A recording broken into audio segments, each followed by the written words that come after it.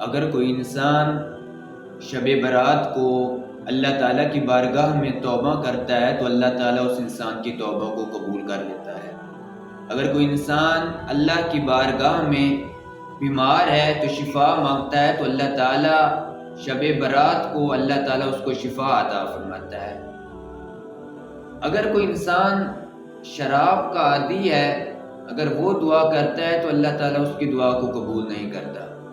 دوسرا، وہ انسان جو اپنے والدین کا نافرمان ہو، اگر وہ اللہ کی بارگاہ میں دعائیں کرے تو اللہ تعالیٰ اس کی بھی دعا کو قبول نہیں کرتا۔ اگر کوئی انسان شب برات کو ساری رات عبادت و ریاضت کرتا ہے، ذکر و اذکار کرتا ہے، تو اس ذکر و اذکار کرنے سے پہلے اس انسان کو یہ سوچنا چاہیے کیا مجھ پر میرے والدین راضی ہیں۔ اگر والدین راضی ہیں پھر تو ٹھیک ہے، اگر والدین ناراض ہیں تو اس کو چاہیے کہ پہلے جا کر اپنے والدین کو راضی کرے۔ شب برات یہ وہ عظیم رات ہے کہ جس رات کو عبادت کی جاتی ہے۔ ہم کہتے ہیں کہ شب برات کو جاگنا ضروری ہے، شب برات جاگنے کی رات ہے، جاگتا تو انسان دوسری راتوں کو بھی ہے، شب برات عبادت کرنا ضروری ہے۔ حضرات محترم، اگر کسی پر اس کے والدین ناراض ہوں تو وہ اگر مکہ شریف بھی جائے تو پھر بھی اللہ تعالیٰ اس انسان پر راضی نہیں ہوتا۔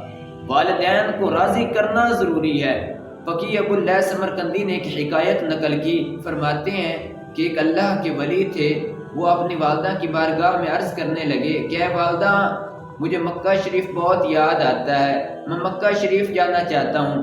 والدہ نے کہا کہ تیرے علاوہ میرا اور کون ہے، تو ہی تو میرا سہارا ہے، تیرے علاوہ میری کون خدمت کرے گا؟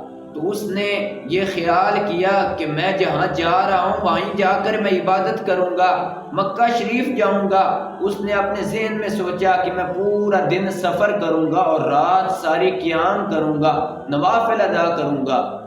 جب اگلا دن شروع ہوا تو اس نے مکہ شریف کے لیے سفر کرنا شروع کر دیا۔ رات کا وقت ہوا تو ایک گاؤں کی مسجد میں گیا، نوافل ادا کرنے شروع کر دیے۔ ادھر ماں نے آواز دی کہ اے فلاں، جواب نہیں آیا۔ پھر ماں نے آواز دی کہ اے فلاں، جواب نہیں آیا۔ پھر ماں نے آواز دی کہ اے فلاں، جواب نہیں آیا۔ تو ماں سمجھ گئی کہ لگتا ہے بیٹا میری نافرمانی کر کے چلا گیا ہے۔ تو والدہ نے بد دعا کے لیے ہاتھ اٹھائے تو اللہ کی بارگاہ میں عرض کرنے لگی کہ میرا بیٹا مکہ شریف نہ پہنچ پائے۔ صلی اللہ علیہ وآلہ وسلم آپ نے ارشاد فرمایا، مظلوم اور اللہ کے درمیان کوئی پردہ حائل نہیں ہوتا، تو مظلوم جب بھی بد دعا کرتا ہے تو اللہ تعالیٰ اس کی بد دعا اسی وقت سنتا ہے۔ تو ادھر ماں نے بد دعا کے لیے ہاتھ اٹھائے، عرض کی کہ اے باری تعالیٰ میرا بیٹا مکہ شریف نہ پہنچ پائے۔ انسان کو تو چاہیے کہ وہ جانوروں کی بھی بد دعا سے بچے۔ دیکھو کہ ہمارا مذہب جانوروں کا خیال رکھنے کی تعلیم دیتا ہے تو انسانوں کا خیال رکھنے کی کتنی تعلیم دیتا ہوگا۔ اس ماں کا بیٹا مسجد میں عبادت کر رہا تھا کہ اس رات کو گاؤں میں چور آئے، چوروں نے چوری کی۔ جو گاؤں والے تھے انہوں نے دیکھا تو چوروں کے پیچھے دوڑ پڑے کہ وہ مسجد کی گلی میں آئے تو وہاں سے وہ غائب ہو گئے۔ تو گاؤں والوں کو لگا کہ وہ مسجد میں چور گئے ہیں۔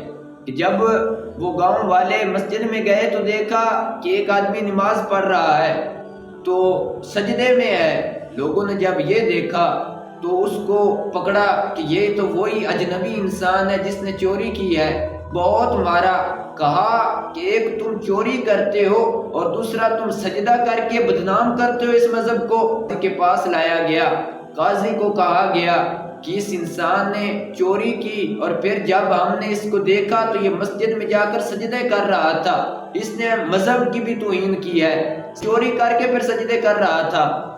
تو قاضی نے یہ فیصلہ سنایا کہ اس کے پاؤں کاٹ دیے جائیں۔ قاضی نے یہ فیصلہ سنایا اس کے ہاتھ کاٹ دیے جائیں۔ قاضی نے یہ فیصلہ سنایا اس کی آنکھیں نکال دی جائیں۔ اس کے ہاتھ کاٹ دیے گئے، پاؤں کاٹ دیے گئے، آنکھیں نکال دی گئیں۔ تو اس گاؤں کے ایک چوک میں اس کو لٹکا دیا گیا اور کہا گیا کہ یہ چور کی سزا ہے۔ تو وہ کہنے لگا اے لوگو یہ چور کی سزا نہیں بلکہ یہ اپنی والدہ کی نافرمانی کی سزا ہے۔ تو وہ لوگ بہت شرمندہ ہوئے۔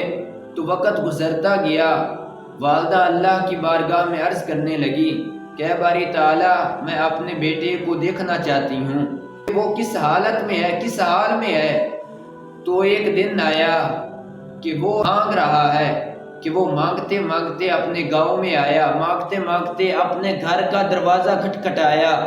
تو جب اس نے آواز لگائی تو ماں نے فوراً آواز کو پہچان لیا، دوڑتی دوڑتی آئی، آ کر اپنے بیٹے کو گلے سے لگایا، کہا یہ تیرے ساتھ یہ کیا بنا کہ تیرے نہ پاؤں رہے، نہ ہاتھ رہے، نہ آنکھیں رہیں۔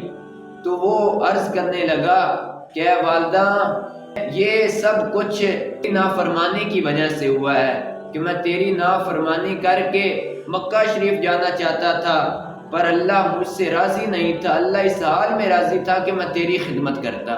اب دیکھو کہ شب برات کو اگر کسی انسان پر اس کے والدین ناراض ہیں تو اللہ تعالیٰ اس کی دعاؤں کو قبول نہیں کرے گا۔ دعائیں اس وقت قبول ہوں گی جب اس کے والدین راضی ہوں گے۔ اسی طرح اگر کوئی انسان مکہ شریف کا سفر کرتا ہے تو مکہ شریف میں اللہ تعالیٰ اس وقت راضی ہوگا جب اس کے والدین اس پر راضی ہوں گے۔